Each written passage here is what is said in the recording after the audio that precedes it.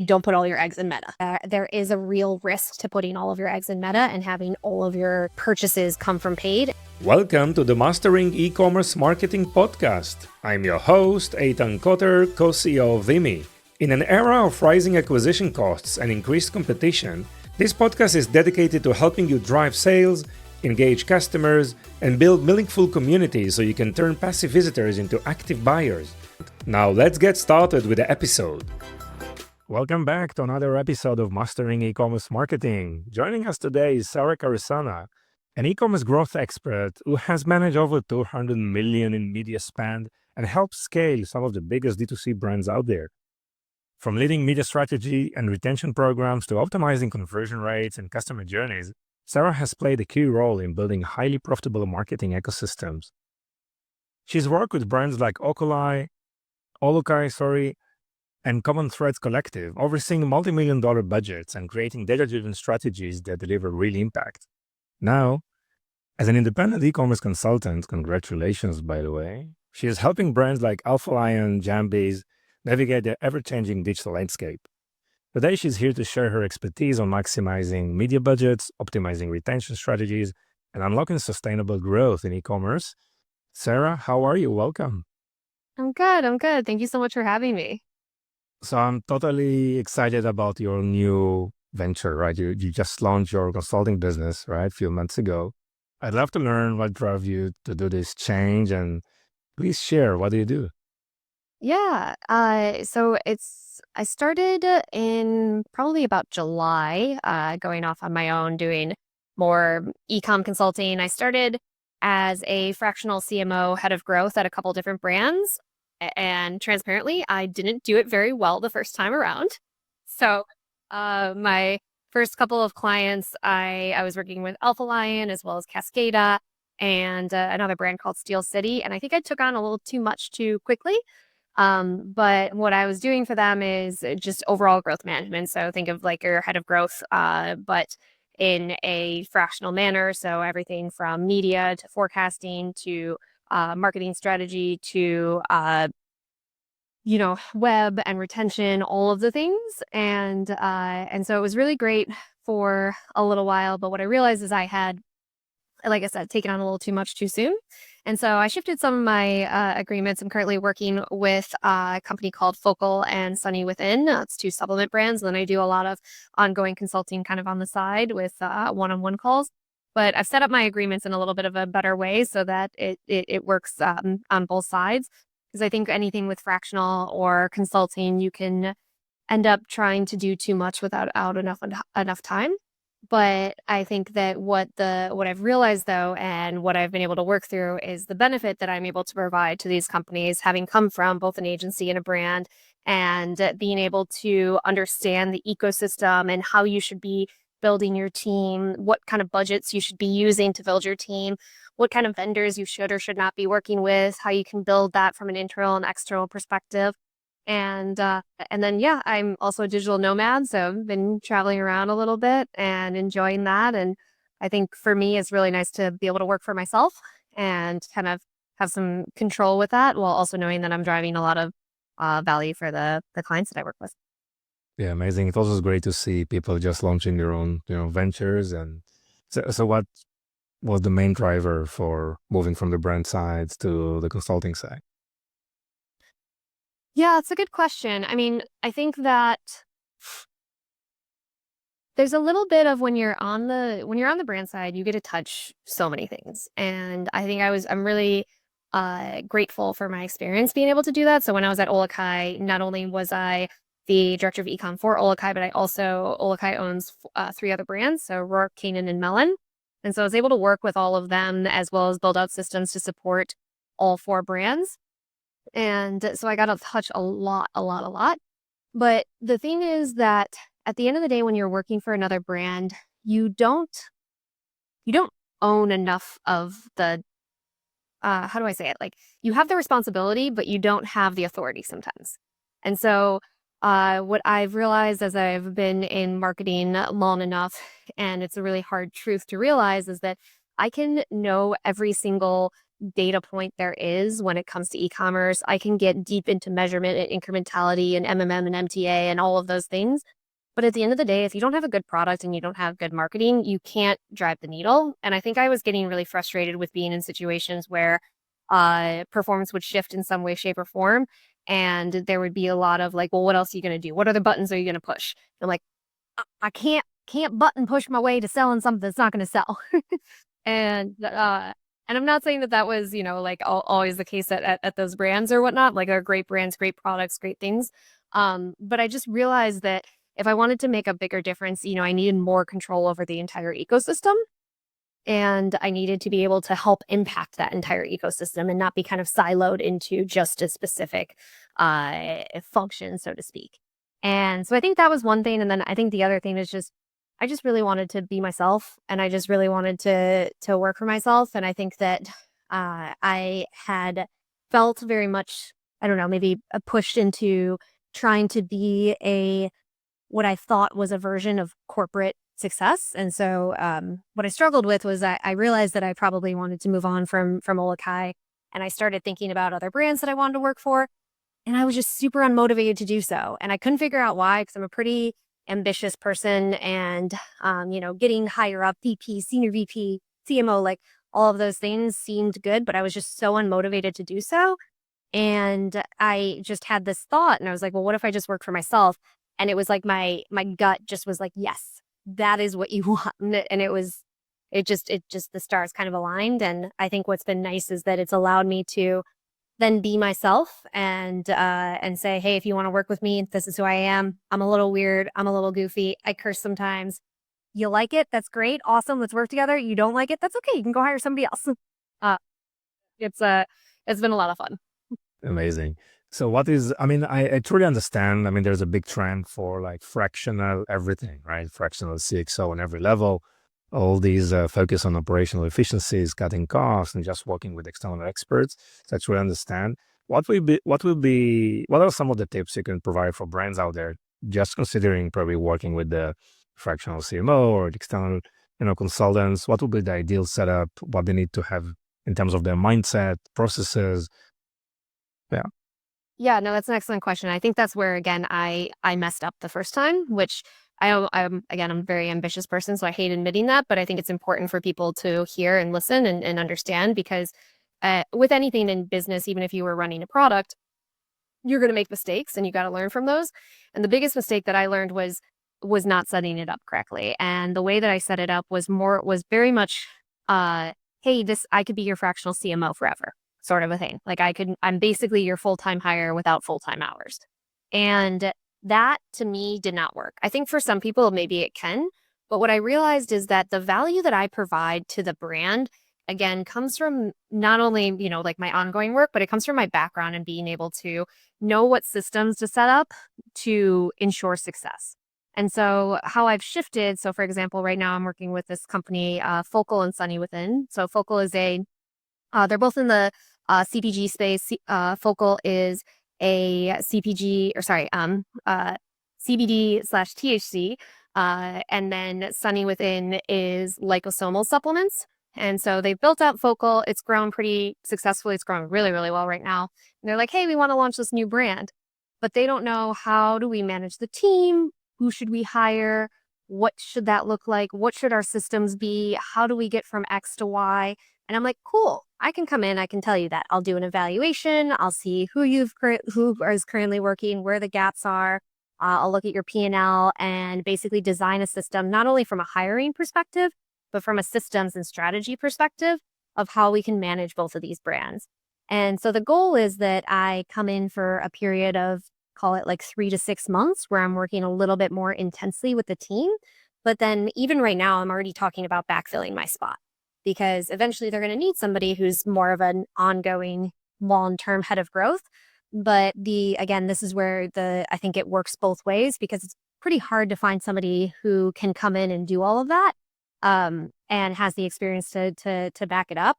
But then also, like, if they were to hire me full time, I would probably be too expensive for them. I also don't want to. I'd rather come in and set up the systems for them and then hire somebody who's maybe a little bit more hungry and ready to, get their hands dirty with everything. And then I can be their, I guess, kind of coach and consultant in that way. Yes. Then I'll back off my hours there. And that's a great value for a small brand, right? Having the ability to work with experts, right, in marketing, and there's no way to hire you, obviously. So just enjoy. You're not probably discussing or selling your hours. You're selling your knowledge and expertise, right? So that's a great value that you are providing. And so if you observe now, just like a bird's eye view of what's happening in the industry right now, what are some of the things that you see that's probably worked in the past but not working anymore, or maybe some of the opportunities that you see out there?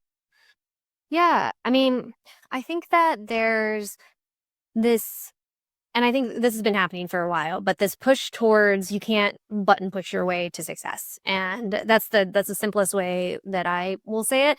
And what I mean by that is that, again, prior to 2020 and then leading up to 2020, you could have a semi-okay product, a semi-okay marketing funnel, and you could set your campaigns up in an awesome way, and Meta will just scale it and you can make a lot of money. And also, yeah, there was COVID and all of those things that were happening. That is just not the reality anymore. And I think most people know this at this point. And now and this is kind of what I was touching on at the beginning, where I've personally shifted where I try to focus my own continuing education, call it, or my own, personal growth towards content versus numbers. I've got the numbers. Sure, maybe I'm not an expert at every single line item on a P&L. I can't sometimes I have to relook up the definition of net sales versus gross sales because I mix them up in my head. But at the end of the day, I don't really care, because I know that I know enough that I need to know. And then I know that in order to affect those numbers, it's more from a content perspective. And so where I've been shifting my focus and where I've been trying to encourage other brands to shift their focus is towards that perspective. So thinking about content creation from an organic social perspective. I think that setting up your IG and your TikTok was kind of like a checkbox before, where it's like, okay, let's post once a day, picture of the of whatever you're selling with some hashtags and call it a day. Now it's so much more than that. It needs to be storytelling. You need to be working with content creators who are making things that are engaging. I think that is where a lot of the budget needs to shift. Because I think that also helps you from a paid perspective, because Facebook sees, hey, this is a brand that's actually creating things that people want to see. And we have to remember, Facebook's number one job, Meta's number one job, is to keep people on their platform. And so if you are creating content that makes people stay on their platform, they're going to reward you for that. And I think that is where I am continuing to try to shift people and focus them on, hey, we got to know the numbers. We got to understand our AMER, our contribution, revenue, new, repeat, orders, AOV, get the basics of that, but then focus 90% of your time. Maybe that's a little bit of an exaggeration, but focus a good amount of your time towards what you're going to do to affect those numbers versus trying to dissect every single portion of them. Yes, because obviously if you ask any brand what they want to measure, they obviously want to measure everything, right? But if you measure everything, you probably didn't measure anything, and it's just there's no way to figure out what is going on. So what are the most important KPIs that you can define that are very, very important for marketing success these days? Yeah, I actually posted about this the other day. It was a little I don't know. it might have pushed the boundaries for some people, but it's one of the questions that I actually hate getting or I hated getting asked when I was on the brand side, is I would meet with a vendor or meet with a SaaS company or an agency, and they would always ask me, what's your source of truth? And I know that I've asked this question when I was on the agency side. I don't think it's a bad question to ask. I just hate the question, because my source of truth is money in my pocket and money out of my pocket. That just is the source of truth. That is the true answer to that question. But that's not what they want to hear, right? They want to hear, oh, I measure Facebook ROAS on a 1-day click, or I look at Shopify, I don't know, data, or I look at last click, or I look at, Northbeam MMM, or whatever it is. That's kind of where people are looking to go. But at the end of the day, if we're trying to set up agreements and we're trying to set up partnerships in a way that is the best for the business, then it really has to be against that money in and money out. So what I always recommend for any business is you need to be measuring your MER and your AMER. So your marketing efficiency ratio and your acquisition marketing efficiency ratio. And I would argue that your AMER, or your acquisition marketing efficiency ratio, say that 5 times fast, is the most important metric to measure. And that's because that tells you how profitable you are on a first purchase stance. And then from there, you can also measure I would typically look at like a 3-month LTV. Depending on your business, you could also look at 1, 2, 3, 6, it kind of depends on that repeat purchase rate. But with those two numbers, AMER and repeat rate, you can then pretty quickly design your entire strategy around hitting those. Because if I know that I'm okay losing money on month 1 because I make it up at month 3 and that it works fine for my cash flow, then I know exactly how much I can spend to acquire a customer in month 1. If I don't have those numbers, then it makes it very, very difficult. But yeah, those would be the 2 most important metrics that I would measure for any brand. And how do you see the attribution today? I mean, some brands are saying it's very difficult to understand, to attribute, because they are just operating in so many, definitely if they're omni-channel and multi-channel, they're making things more complex. How important do you think, that to associate an event you did on TikTok to a purchase you have on your Shopify, right? So Yeah. I think it depends on the size of your brand. I've worked without a high level measurement tool with 9-figure brands, and it's worked fine. And so I think that there is value, and I want to be very, very clear here, because I do think that there's a lot of value with things like MMM, MTA, and incrementality and all of those things. But I think it is when you're at a certain size, and 2, if it's used in the context of your overall business. And so what I always recommend and what I typically work with is I use I want to be able to match what my forecast is to what the outcome is that I want to achieve. And it has to be in a way that the math maths. And the only place that the math maths is on a last touch attribution. It's the only place where 1 + 1 = 2. And I'm not saying go out and measure everything on last click. And if your last click ROAS on Meta is worse than your last click ROAS on Google, go put all your money on Google, because that would be the dumbest thing for you to do. But what I am saying is that you can use your historical context of what those last click ROAS are for different channels in order to be able to forecast out the future and then be able to measure against that.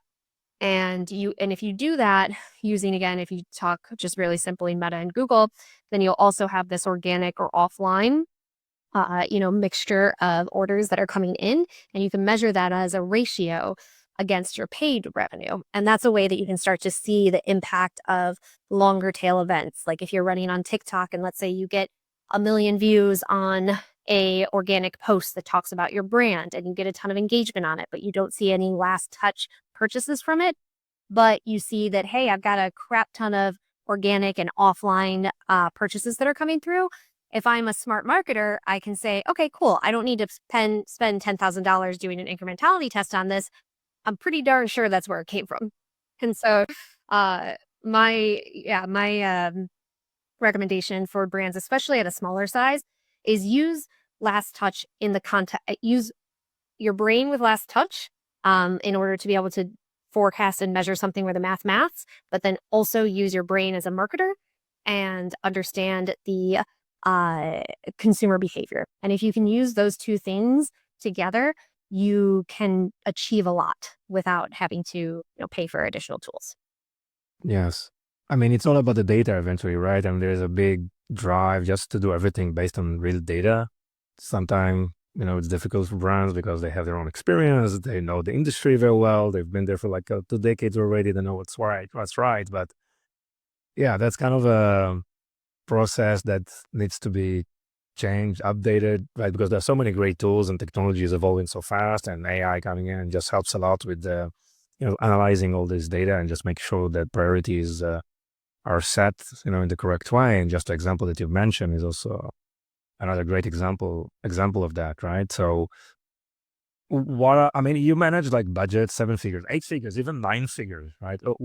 There's any differences in just, managing this type of budgets in terms of variety, having a different probably media mix? So what are the major differences in just managing these scale of budgets?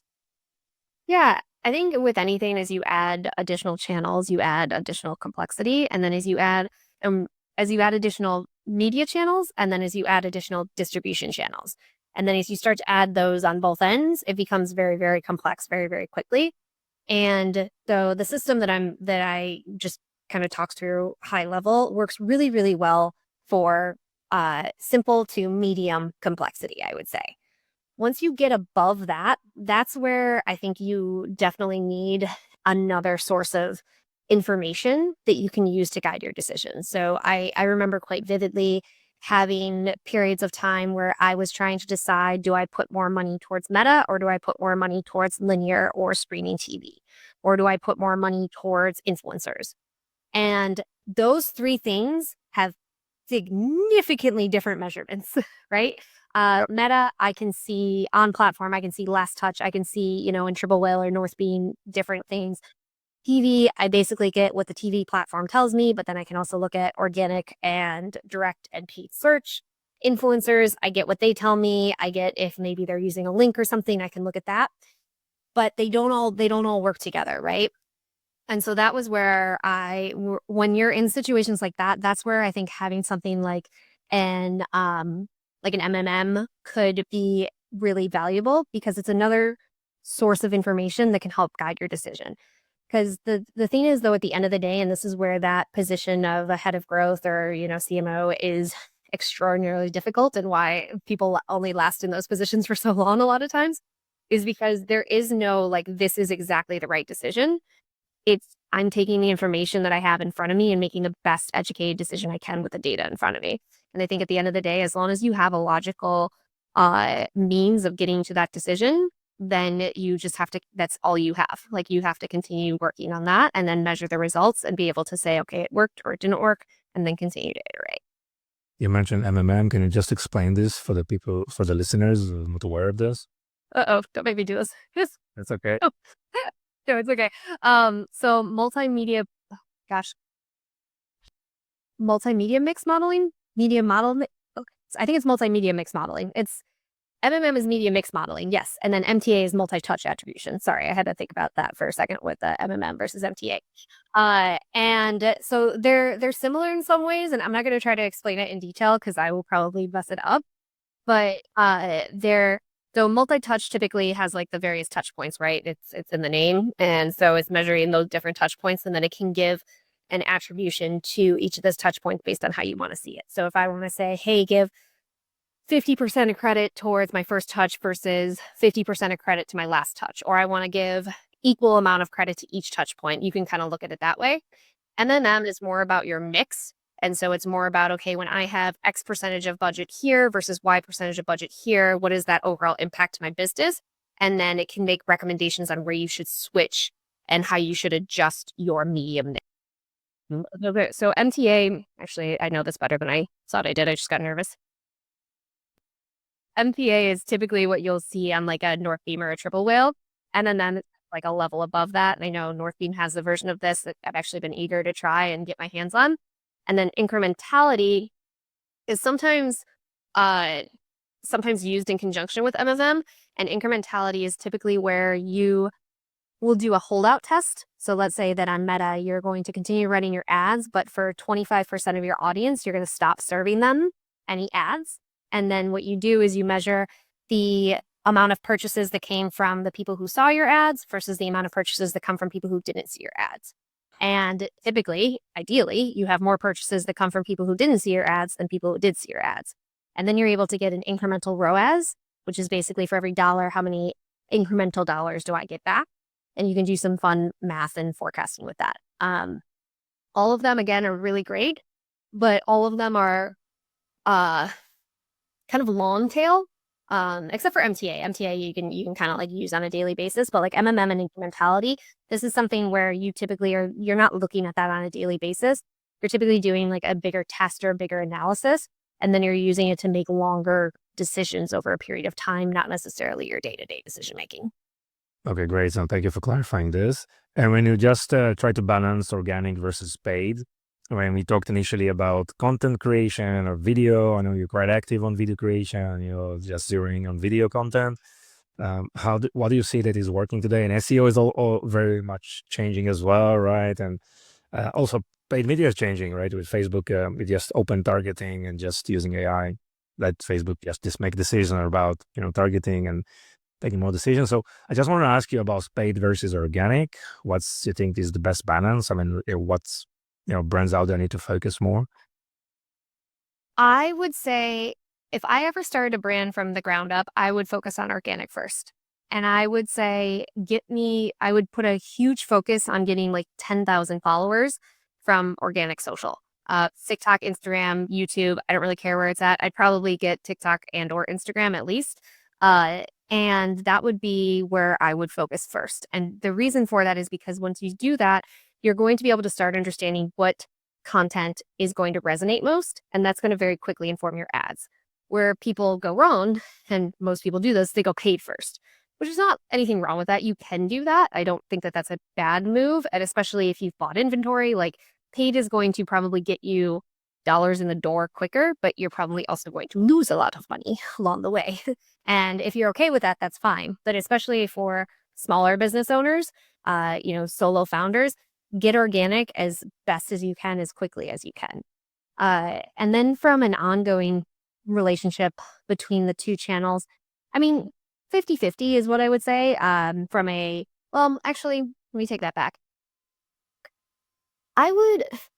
It's hard to say if we're talking about effort or we're talking about budget or we're talking about team, because I might have slightly different answers for each of those. But if we're talking about like overall focus, let me do it that way, I would say almost 60 to 70% on organic. But I'm kind of lumping into organic like your overall marketing calendar and your marketing story and what you're talking about, because that should flow into your paid. If we're talking about, team and budget, I'd probably say about the same. Again, like you need, I don't think you necessarily need internal media buyers. I think you can get a lot of media buyers external that are very economically beneficial. And you need somebody internal who understands media and understands the numbers and understands growth, but you don't really need to have a bunch of media buyers on your team. I think if you have more content creators who understand numbers and understand the basics of media and the basics of ecom, that's where I would put your budget. And then but then you're always going to be spending money on media. Like that is going to end up being a big chunk of your budget. But from an OpEx perspective, I think more of it can go towards that kind of content and organic. Yes, organic is like really an interesting way to just test things out, right, and see what's working. Based on data, you can then decide to push with advertising those posts or those assets that are performing very well organically, right? And we know, but ROAS is going to perform very well. So I see a shift of how brands are thinking. Instead of just going parallel and just experimenting with paid media and content, they just start organically, as you just said, but check what's working, what's not, and then starting their paid media journey, right, through these successful posts. So that's, I think, a very interesting way to view that. Harder, right? It's just hard to do it that way, and most brands don't do it. And again, you can do it the other way, but it's it takes a lot of time and effort to be able to understand what's going to work from an organic perspective. But then you're actually, not only will you get the benefit of being able to get organic following and start to and have that can fuel your paid, but you start to actually interact with your consumer and your ideal consumer, and you're actually like understanding what they like and what they don't like before you're even trying to sell them something. And I think there's a real power in that. Yes. And I think people are more open to get a proposal from you after they know you. You build some kind of a rapport with them, some kind of relationship. There's a trust that's being built, and they're more open to get a proposal from brands right after that. So also when you create content, it's just not about your product. It's mostly about other things, right? Information, value, markets, information, and things like that. And maybe maintaining this 80-20 balance of, pushing your product versus pushing value, right? Mm-hmm. Yeah, for sure. So let's continue and talk about retention, right? What are some of the probably mistakes that you see that brands are doing when they try to build their retention plan? Launching a loyalty program.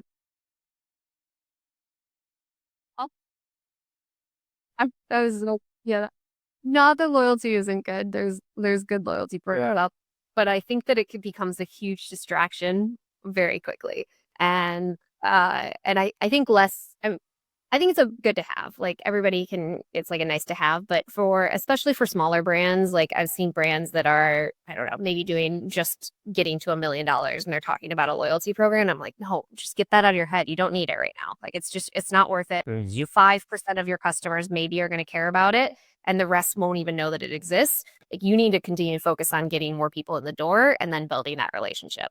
I mean, I think that again, not only from a distraction standpoint, but also from a budget standpoint, it can be a real suck that way. And so yeah, that would be my number one thing to not focus on right away and instead focus on how you can build that relationship. Like I do think that you need to focus on, understanding your high LTV, mid LTV, low LTV customers.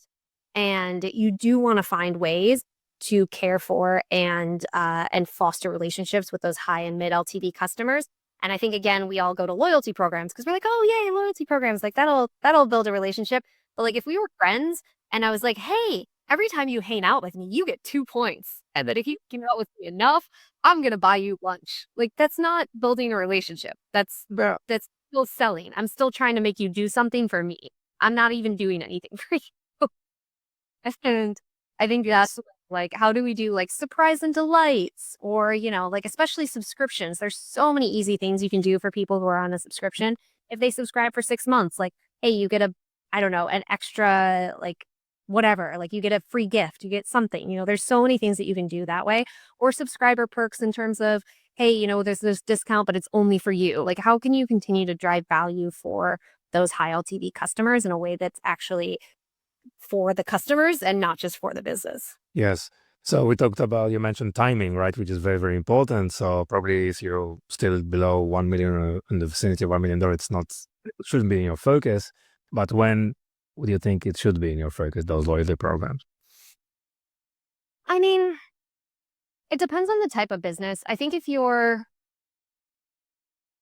I've never seen loyalty programs be a big driver of business in a apparel space, but I think that for makeup, for cosmetics, for possibly for supplements, depends on kind of the supplement. Anything that is definitely a repeat purchase and a continued repeat purchase, I could see the benefit for it.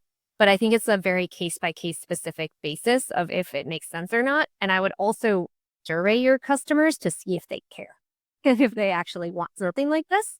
Again, cosmetics, I think I would love a loyalty program for cosmetics because I find a face, whatever that works well for me. I'm going to continue to buy it for probably the rest of my life.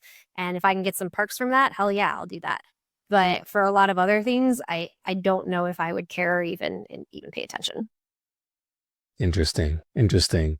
Um, can you think about probably an underrated marketing channel, some opportunity for 2025 or the next few years that you see that are probably brands are missing out on? Yeah, it's another question that I get asked a lot is like, what marketing channel should we go after? And I always pause on it a little bit because it again it's very uh very consumer or sorry, it's very brand specific. And I think it's one of those things that becomes kind of a source of pride for brands where they're like, we're on this, and we have a diversified mix and whatnot. And I think that it's got to make sense. So that would be my first thing is like, don't be on another marketing channel just to be on another marketing channel. And in the same breath, I'm also going to say, don't put all your eggs in Meta. Because I think that there is a real risk to putting all of your eggs in Meta and having all of your purchases come from paid. And again, this is where I would think about organic social as one of your key channels immediately, because especially again with everything that changes and there's all these policy things and Meta's trying to really get on the good side of the new administration. And so there's a lot of things that are happening very quickly there. And I've seen too many times where accounts get banned or, flagged and whatnot. So you do want to be aware of that. But beyond that, like as soon as you at least have like 2 channels of revenue, It's got to make sense for your brand. So with that said, I mean, TikTok is always a good one. And again, I would think about that from an organic perspective as well. I think for the bigger brands, and again, this is brand specific, if your audience is on YouTube, I think there's a real power to YouTube. I've seen this a couple times where brands will start to put just a bit of budget there, not only from a paid perspective, like as straight up I'm running ads, but from a working with content creators. So I don't know if you do this, but I watch a lot of YouTube. Actually, instead of TV, I have like certain, I don't know, info things. And there's always and this is sponsored by whatever. And those actually work really, really well. And I don't think enough brands really kind of try to build that relationship. So that'd be a great area to go after. And then if not YouTube, I think Pinterest is another one that, again, if you're in a more visual space, home goods, probably some apparel as well. I think that's a great area to go into. And then last but not least and actually I might even put this before the other ones, again, very, very brand specific, is thinking about influencers and affiliates in a smart way. Because I think that there's still a lot of power for influencers and affiliates. And I'm kind of bucketing those two together because I think of them very similarly, where I'm either paying you one time to post or I'm paying you on an ongoing relationship. But I think about how you want to play in that space. And what I typically recommend for most brands is that you don't just blast and just pay for, the 24-hour post or stories that go up, but that you try to find influencers that you actually want to build a relationship with and that they become your affiliates. And how can you create kind of like a small pool of people that are continuing to push your product because they get paid, you get paid, and it's all kind of in a good space, kind of what TikTok Shops is supposed to be, but the whole other subject. But that would be where I would look. Yeah, I mean, if you find those, influencers that are performing very well, you can just create a longer term relationship with them, turn it into kind of a brand ambassador, right? Which is I think, very, very important. I want to talk to you also about CRO processes and how do you approach this? I mean, first, how do you analyze what's going on and where are the areas for improvement? I'd love to learn more about your process for CRO. Yeah, I think my first process is I just go through the site as a consumer, and if I start to click somewhere that I'm expecting something to be, but it's not, like I start to pay attention to those things. If I'm looking for certain information and I don't see it, so I think of it very much from how I would shop as a consumer. Which, yes, I am a singular person, but I think that consumers tend to shop very similarly, and then I also, just knowing your best practices of like having high reviews, having, the relevant information of how many servings or things of that nature. So like, there's kind of like that checklist that I go through and that would be the very first thing that I do before I even like look at any numbers. And then from there, I try to keep the numbers side of things on the CRO pretty simple. So, I mean, you're looking at your overall traffic, you're looking at your conversion rate, and I actually look at time on site a lot.